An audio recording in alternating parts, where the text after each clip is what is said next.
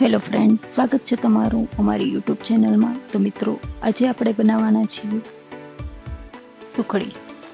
સુખડી એકદમ સોફ્ટ કેવી રીતે બનાવવી અને સુખડી બનાવતી વખતે કઈ કઈ બાબતોનું ધ્યાન રાખવું, આવી ઘણી બધી બાબતો જે છે જે તમારે સુખડી બનાવતી વખતે ધ્યાનમાં રાખવી જોઈએ, જેનાથી આપણી સુખડી જે છે તે એકદમ સોફ્ટ બને છે. તો આજે આપણે આ બધી બાબતોને ધ્યાનમાં લઈને સુખડી બનાવવાના છીએ. તો અહીં આપણી સુખડી જે છે તે પરફેક્ટ માપ સાથે બનાવીશું, જેથી આપણી સુખડી ખૂબ જ સરસ બને. તો સુખડી બનાવવા માટે મેં અહીં 3 વાટકા એક સરખા લીધા છે. તેમાંથી 1 વાટકો ઘઉંનો ઝીણો લોટ, અડધો વાટકો ગોળ અને એટલો જ અડધો વાટકો જેટલો ઘી લીધું છે. તો આ રીતે હું અહીં લોટનું જે પ્રમાણ છે તે 1 વાટકો લીધો છે. તેમાં તમે જાડો અને ઝીણો એમ બંને રીતે મિક્સ કરી શકો છો, પરંતુ હું અહીં ઝીણો લોટ ઉપયોગ કરું છું અને ગોળને નાના નાના ટુકડા કરીને સમારીને રાખ્યું છે. આ રીતે ગોળનો આપણે ઉપયોગ કરીશું. હવે આપણે સુખડી બનાવવા માટે એક કડાઈમાં આપણે જે ઘી લીધું છે તે ઘી ઉમેરવાનું છે.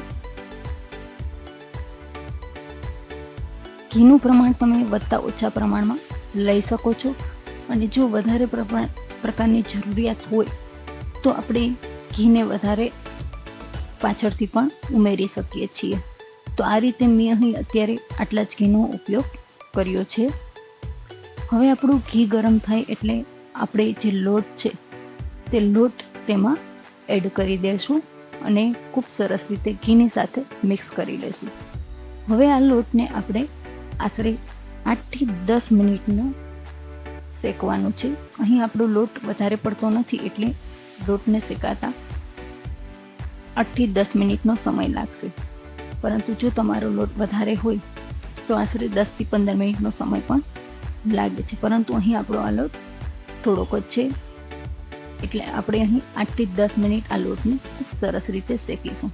તમે જોઈ શકો છો કે આપણો જે લોટનો કલર છે તે એકદમ લાઇટ કલર છે, પરંતુ જેમ જેમ લોટ શેકાતો જશે તેમ લોટનો કલર પણ બદલાતો જશે, તેમાંથી ઘી પણ છૂટું પડવા લાગશે અને લોટનો જે સુગંધ છે તે પણ આવવામાં. જો આપણે ઘી થોડું ઓછું લાગે છે તો હું અહીં 1 ચમચી ઘી એડ કરું છું. તમે પાછળથી પણ ઘી એડ કરી શકો છો. એટલે હવે મેં ઘી એડ કર્યા પછી લોટને બ્રાઉન થાય ત્યાં સુધી શેકીશું. લોટ આપણે મીડિયમ આંચ પર પણ શેકવાનો છે. ગેસની ફ્લેમ સ્લો રાખીને શેકીશું, વધારે પડતી નહીં રાખી, જેથી આપણો લોટ જે છે તે વધારે પડતું શેકાઈ જાય એ રીતે નહીં કરી. તો હવે આપણે લોટને ખૂબ સરસ રીતે શેકાવા દઈશું. આપણો લોટ શેકાઈ જવા આવ્યો છે અને તેમાંથી ઘી પણ છૂટું પડવા લાગ્યું છે. આ રીતે જે સુખડી બનાવો તો સુખડી તમારી ખૂબ જ સરસ અને ટેસ્ટી બને છે અને એકદમ સોફ્ટ બને છે.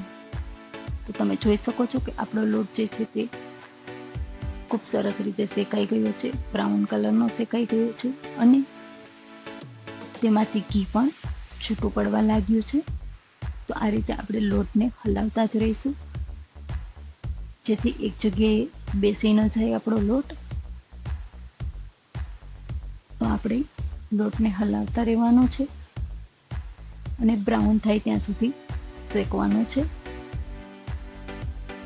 સૌથી પહેલાં આપણે જોયું ત્યારે આપણો લોટ એકદમ ગાઠા હતા, પરંતુ હવે આ લોટ શેકાઈ ગયો છે એટલે તે લોટ એકદમ છૂટો અને હલકો બની જશે.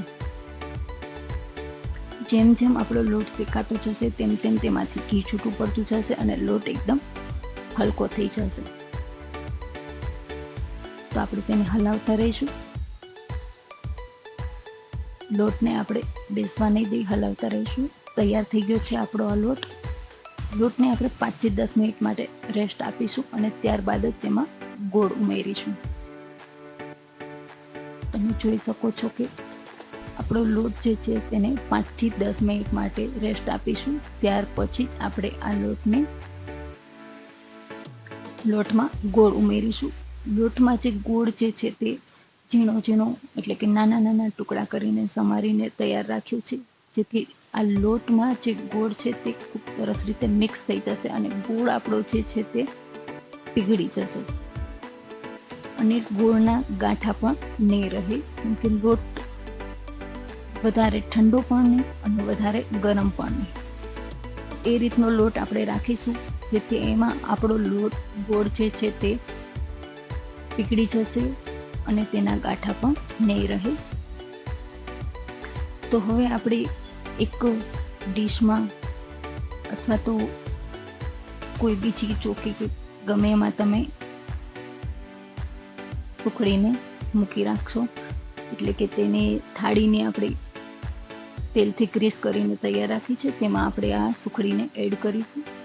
તો સુખડીને એડ કરીને તમે અહીં તેને એકદમ લીસી કરી શકો છો, વાટકીથી પણ કરી શકો છો અથવા તો સ્પેચ્યુલાની મદદથી અથવા તો તવીથાથી પણ થઈ જાય એમ હોય તો તમારી ઈચ્છા મુજબ તમે તેને કરી શકો છો. તો આ રીતે હું અહીં સુખડીને સરસ રીતે પાથરી દઈશ. ત્યારબાદ હવે આપણી જે સુખડી છે તે તૈયાર થઈ ગઈ છે. સુખડીમાં મને એક વસ્તુ ખૂબ જ ગમે છે કે જાડું ટોપરાનું જે ખમણ છે તે હું ઉપરથી છાંટીશ, જેની સુગંધ અને જે ટેક્સચરથી પણ મને ખૂબ સરસ લાગે છે, તેથી હું અહીં ટોપરાના ખમણનો ઉપયોગ કરું છું. આ ટોપરાનું ખમણ અહીં જે ઉપરથી છાંટીએ છીએ તે અહીં તદ્દન ઓપ્શનલ છે, તમારી પાસે અવેલેબલ હોય અને ન હોય તો પણ ચાલે છે. તો હવે આપણે સુખડીને નાના નાના ટુકડા કરી લઈશું. તમે તમારી ઈચ્છા મુજબ નાના અને મોટા ટુકડાનું કરી શકો છો. તો આ રીતે આપણે સુખડી બનાવીશું, જે બનાવી ખૂબ જ સહેલી છે અને પ્રસાદમાં ધરવા માટે પણ તમે આટલી સુખડી બનાવો તો પણ ચાલે. તો મિત્રો, તમને અમારી આ રેસીપી કેવી લાગી એ અમને કમેન્ટમાં જરૂરથી જણાવજો. અને જો રેસીપી ગમી હોય તો વિડીયોને લાઈક કરજો, શેર કરજો અને મારી ચેનલને સબસ્ક્રાઈબ કરજો. અને આવી જ નવી રેસીપી માટે બાજુમાં આપેલ બેલ આઇકન પર ક્લિક કરજો, જેથી દરેક નવા વિડીયોની નોટિફિકેશન આપને મળતી રહે. તો આ રીતે અમને જણાવજો કે તમને અમારી આ સુખડી કેવી લાગી. તૈયાર છે આપણી આ એકદમ સોફ્ટ સુખડી. એકવાર જરૂરથી ટ્રાય કરજો. મારો વિડીયો જોવા બદલ આપનો ખૂબ ખૂબ આભાર. Thank you.